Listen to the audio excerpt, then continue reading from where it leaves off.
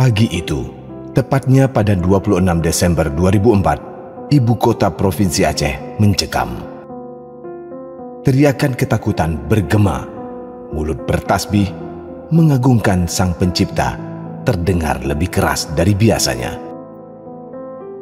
Ada yang berbeda setelah mentari terbit hari itu. Suasana lebih senyap dari biasanya, hingga mengguncanglah bumi. Manusia berhamburan keluar dari rumahnya. Lalu, gelombang menghantam, menimbulkan korban jiwa. Warga berderai air mata, berusaha menyelamatkan jiwa.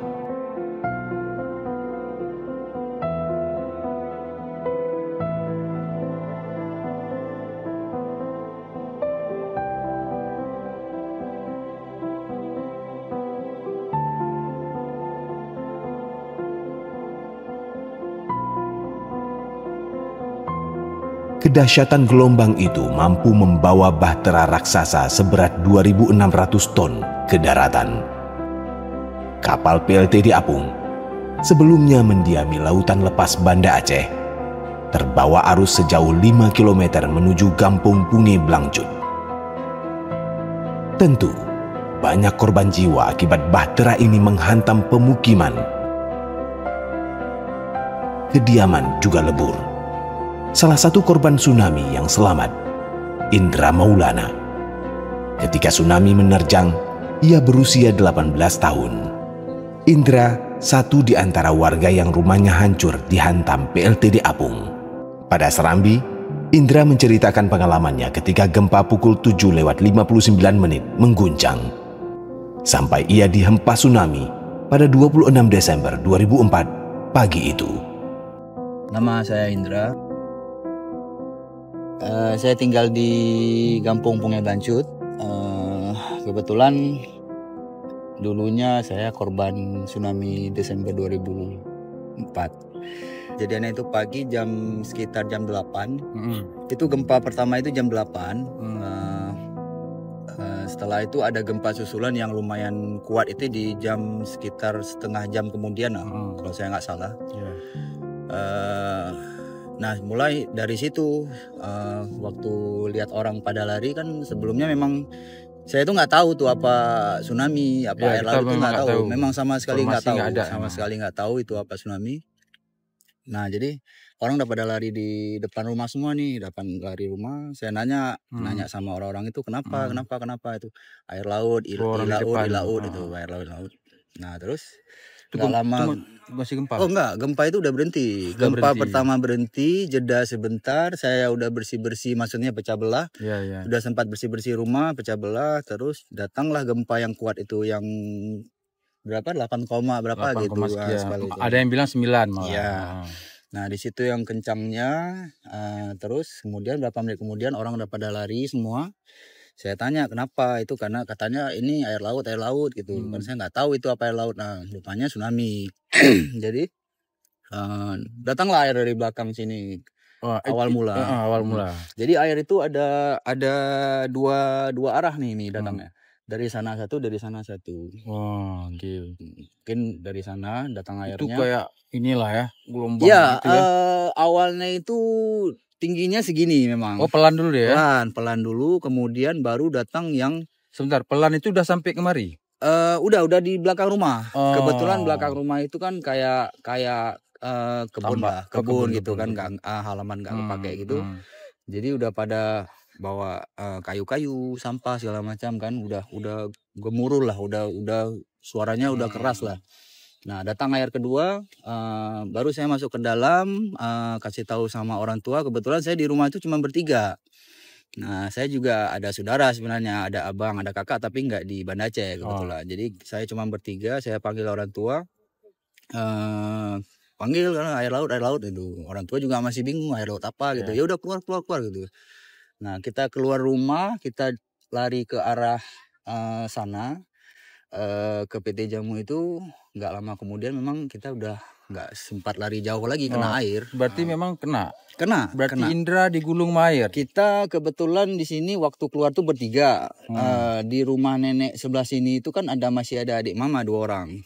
Nah, jadi kita lari berlima, masing-masing pegangan tangan tuh, pegangan tangan kena air, pada lepas semua, pada ini jatuh semua lepas. Waktu sebentar. Ini posisi Indra sama keluarga tadi lari. Iya. Ini air. Iya, air sudah datang dari belakang. Kena berarti air. Kebetulan kita sudah lari sekitar 50 meter ke arah sana. Hempasannya kena. Iya, kena di belakang, dari belakang dihantam. Itu langsung ke itu air kencang atau air tinggi?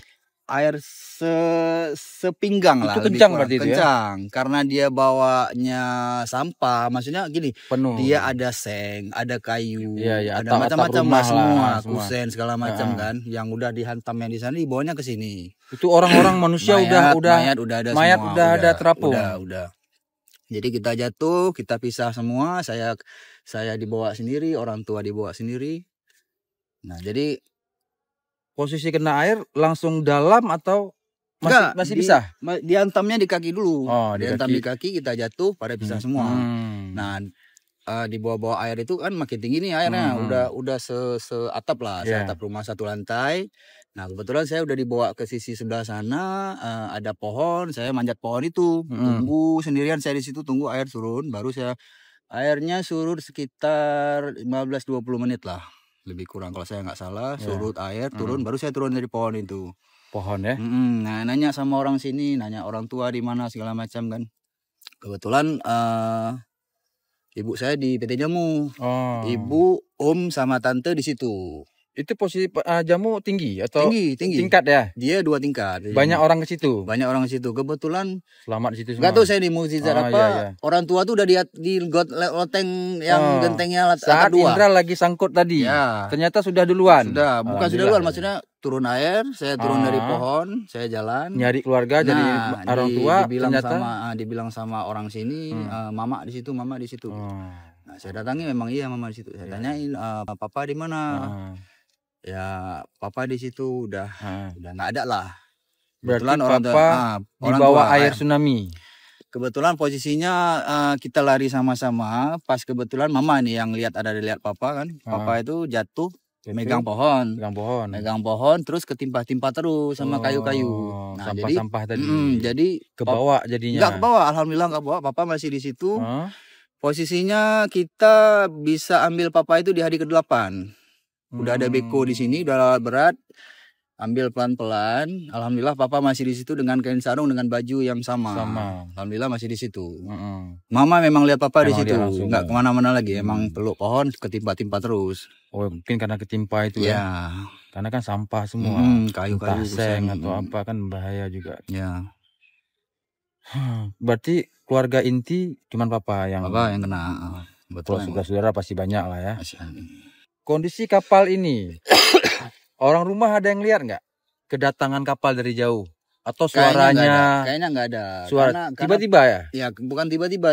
Posisinya kita udah ke bawah air, jadi kita nggak fokus lagi. Nah, kita nggak fokus itu. Bisa di dalam air, bisa di luar air, karena kan airnya kan bukan air semacam. Masalahnya kita kondisi juga menyelamatkan diri nih ceritanya. Kita nggak tahu lagi ada kapal atau enggak. Saya itu lihat kapal ini setelah air turun, saya turun dari pohon, saya balik ke rumah. Sudah ada kapal. Nyari orang tua, sudah ada kapalnya di sini. Nah, mayat udah banyak. Jenazah pasti udah banyak. Udah banyak. Sekitar sini ya. Jadi posisinya dia ini kan mengapung memang. Dia memang standby di dia tidak ada lautan. Nggak ada balik-balik. Memang standby ya. Dia memang mengapung aja. Pembangkit. Dia memang hidupnya memang harus ada air di bawah, karena panas kan. Jadi memang ya dibawa sama air ke sini. Keluarga lain sehat sekarang? Alhamdulillah sehat. Alhamdulillah. Yang benar-benar mengalami ya sama-sama semua ya. Sama ya. Misal kayak mami sama aja ya. Cuman beda-beda mungkin. Kalau mereka mungkin yang saya tahu memang gak ada luka, gak ada apa-apa. Alhamdulillah, malah banyak korban luka-luka. Ya, ini kalau saya di belakang ini memang bocor. Ini bocor. Gak tahu apa, kena apa? Mungkin kena paku atau apa. Oh ini ya. Oh iya, masih ada bekasnya. Iya. Nggak tahu tuh. Nggak tahu. Pokoknya kena aja. Pokoknya saya kena air, di dalam air ya ngelawan-ngelawan lah, nyari-nyari bisa ke atas lagi ya. Sadarnya Sadarnya setelah ini udah surut air. Berdarah. Iya, ini pegang langsung darah. Netes. Cuman ya rasa sakit juga nggak kerasa apa-apa karena kita orang tua belum dapat. Iya, kondisi kita beda saat itu.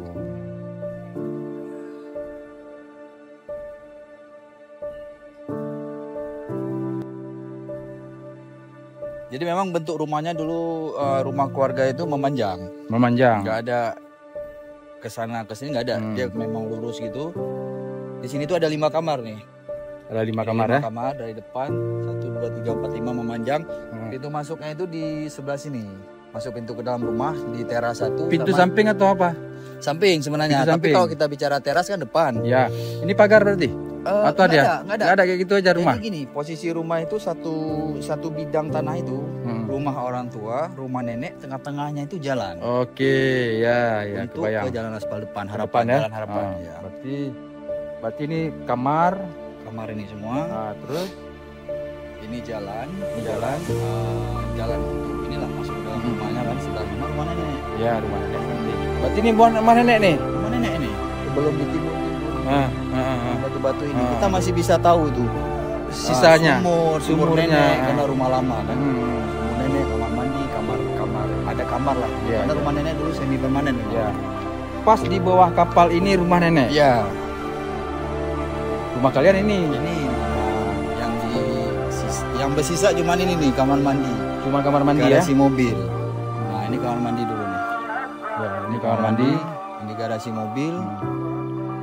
Lebih kurang di sinilah teras rumah dulu. Teras samping ya. Teras depan. Oh, teras depan. Nah, kan jalan harapannya depan. Oke. Masuk ke dalam gitu rumah. Ya. Berarti ini lorong depan rumah ya? Ini jalan ya? Ada jalan. Berarti rumah ngadap sana. Rumah dah hadap sana. Oh, teras tadi ya, teras samping. Ya, teras. Jadi untuk masuk ke dalam rumah itu 1, 2 sama pintu dapur. Ya. 3 pintu lah. 3 pintu. Ini kan garasi. Ini halaman lah, halaman. Di sini teras, ada 1 pintu untuk masuk ke dalam rumah. Kalau kita mau masuk dari pintu samping, bisa juga jadi jalan antara rumah nenek dan rumah saya. Oke. Ini garasi. Ini juga ada pintu ya, akses ya? Ini nggak ada, ini sebenarnya tembok nih. Oh, ini garasi. Tembok. Ini tembok nih, ini pintunya. Oh, pintu. Masuk dari samping. Ini pintu garasi. Itu. Ya. Ini nama orang tua saya. Haji Mahmud. Namanya korban tsunami 2004.